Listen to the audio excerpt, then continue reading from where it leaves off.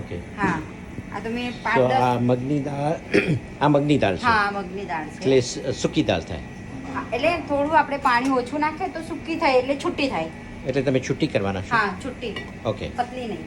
એટલે આમાં થોડી અડધો કલાક પલાળી રાખે ને તો Okay. જલ્દી ચડી જાય, ઓકે એટલે વાંધો ના આવે, ફટાફટ થઈ જાય. અને ચડાવવામાં શું શું કરશો ચણાવવામાં છે ને પહેલાથી જ આ હિંગ, રાઈ અને જીરું, અને અગર લીલું મરચું નાખવું હોય તો લીલું મરચું નાખવાનું. ઓકે અને આની અંદર સેજ થોડું લાલ મરચું નાખવું, હળદર નાખવો એટલે કલર આવી જાય.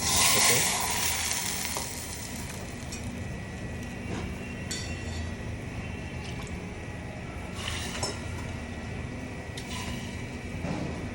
થોડું પાણી નાખીને પકાવવા દેવાનું. અને કેટલું કૂક કરવાનું કેટલો ટાઈમ આમાં થોડી આપણે જોયા રાખવાનું. જોયા રાખવાનું હા. જ્યાં સુધી પાણી ખલાસ હા. થઈ જાય ત્યાં સુધી પાણી થોડું ઓછું જ નાખવાનું એટલે Okay. થોડી છૂટી થાય. ઓકે ઓકે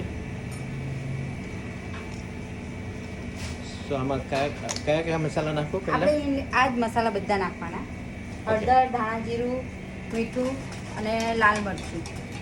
ઓકે અને અને પછી તડકો કરો એનો લાલ મરચું ના નાખવું હોય ને તો લીલું મરચું નાખી દેવાનું તો પીળી થાય. ઓકે અને તમારે લાલ કરવી હોય તો લાલ મરચું નાખવાનું. હિંગ બિંગ નથી નાખતા હિંગ નાખીને વઘારમાં હિંગ, રાઈ અને જીરું. અચ્છા પહેલા વઘાર હા પહેલા વઘાર કરવાનો, હિંગ, રાઈ, જીરું. પછી આ દાળ ને બધું થોડું- નાખવાનું ના દાળ નહીં નાખવાની, થોડું લાલ મરચું અને હળદર. ઓકે હા એટલે થોડો આવો કલર આવશે આમ. ઓકે હા અને પછી દાળ નાખી દેવાની. Okay. પછી ધાણા જીરું અને મીઠું. ઓકે બસ. આને Then just થોડી વાર પકાવવા દેવાનું. ઓકે ધેટ્સ ઇટ હા. ઓકે